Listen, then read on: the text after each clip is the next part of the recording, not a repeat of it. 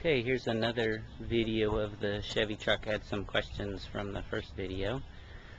I just wanted to talk a little bit about some of the details of the truck. It has this grill guard, which is fairly unique. I haven't seen a lot of them like that. That side mount tire wouldn't have been original to 51. It may have been a dealer add-on or something.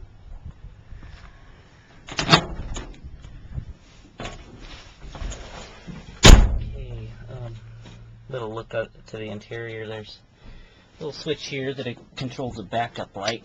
You turn it, a little lights up inside.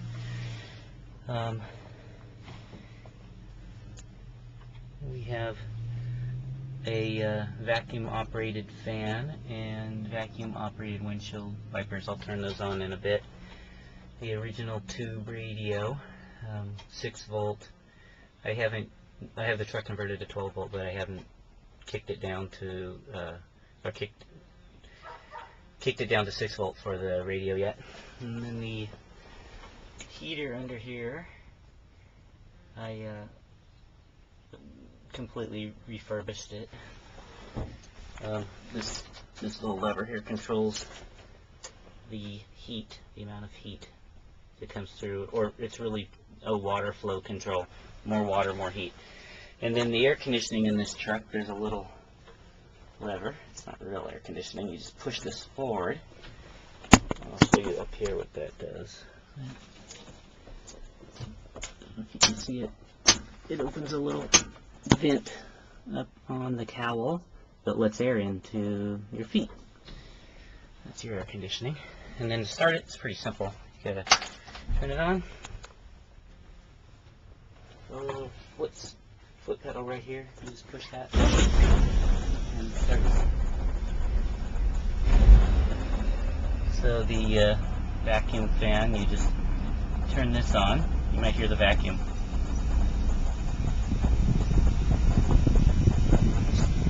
More air conditioning. And then the windshield wipers are also vacuum, so when you turn those on, and it's funny because you'll be driving, if you give it gas, the windshield wipers will slow down because it takes vacuum from the engine.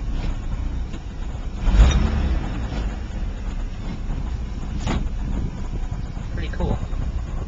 There's some things that I think are pretty interesting about these old engines. First of all, this is a 235. The original engine was 216. I explained in the other video that 216 had overheated on me, so I had to replace it with this. But I installed the original fuel pump, which has a glass bowl on top, so you can actually see the gas, see that you have gas. I guess to know if it's not running, you know at least that it has gas. And that also, besides operating the fuel pressure, it's a pump to operate the vacuum for the wipers.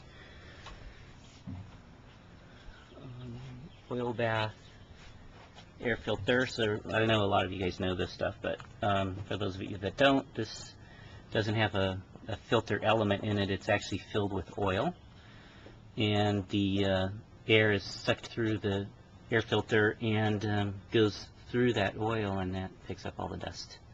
Actually, supposedly works really well, and you don't have to change the element like you do in a regular filter. It's a little messy. That's probably why they don't do that anymore, but supposedly cleans the air really well.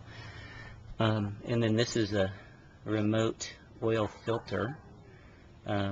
So it has 2 lines that come from the crankcase, and it goes into the filter. It's a bypass filter. Not all of the oil is filtered through here. It's just a little bit at a time, but I guess it helps a little. I think that's about it. Old horn there.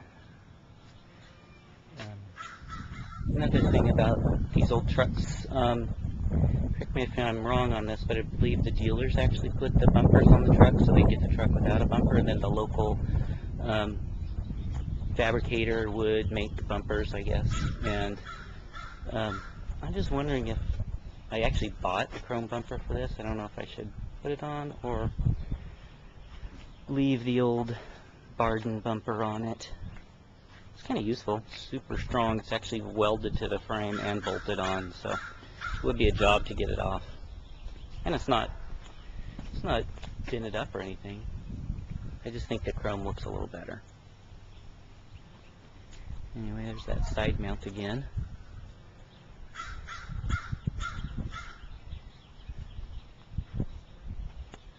And a look at the whole truck.